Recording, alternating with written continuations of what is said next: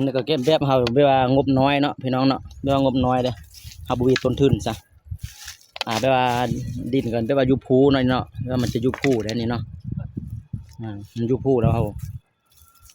จะให้ยักษ์มันเพียงนะแบบเฮายักษ์อันแบบว่าจะให้ลกไก่อันซะเนาะหรือว่าเฮาดินเพียงตั้งเที่ยงอยู่น่ะนี่สมศักดิ์เฮ็ดแบบนี้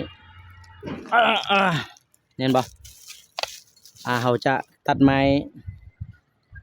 เอาแบบเอาไม้เศร้านี่ปักก่อนเนาะแล้วก็เอาไม้ปีกนี่เนาะเขาจะเอาปลาเข้ามาเด้แล้วก็เฮาล้านแบกมาเฮาเล็กน้อยเฮาจะปานแบบนี้บ่พี่น้องเห็นบ่ที่แท้ผู้สั้นเด้นี่เขาจะปานแบบนี้ปานแล้วก็โซกดินนี่ใส่เนาะจะเอาให้มันเพียงเนาะพอตั้งตูบใดเนาะนี่บ่ตั้งตูบใดเนาะนี่เขาก็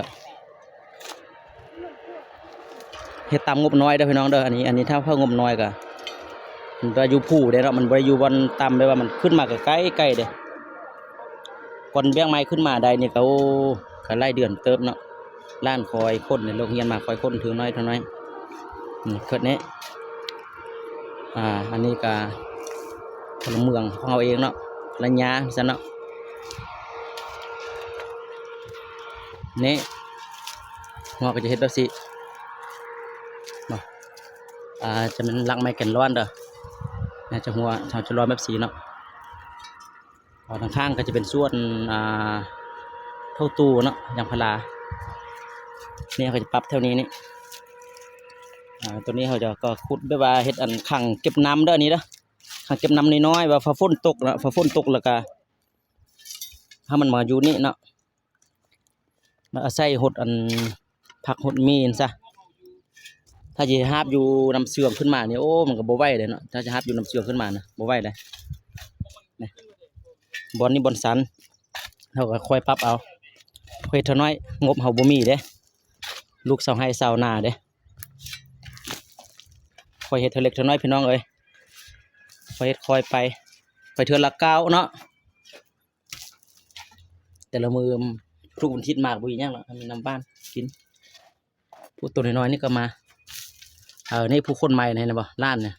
ตัวตึงเลยเนี่ยไม้ออมนี่มันคนมาเมดเลยเนี่ยนะเนี่ยไม้ปีกเนี่ยบ่พี่มือมันล้วนๆได้เนี่ยนะในเรื่องล้านนี่ก็ได้คักเนี่ยบอกจะฟังหลักไปนี่ซะเนาะฟังหลักนี่ซะแล้วก็ไม้การถ้าจิโกหินแข้งเขาก็บ่มีทุนเนาะปานนั้นเนาะตามเฮือแห้งเขามีพี่น้องเอ้ยฝากเด้อฝากกดไลค์กดใจให้แดเนาะเพื่อเป็นกำลังใจให้เฮ็ดคลิปต่อไปพอให้หน้าให้ตากันไปโดนเติบพี่น้องเอ้ยผมจะเฝ้าเบื่อเฝ้านายกันเด้อนี่ก็ลูกชายเนาะเอาหิ้วก่อนมาฮะหน้าดอนหมดเนาะเพื่อนจิบสั่นแต่สั่นแน่นอนขอบใจเด้อ FC เด้อ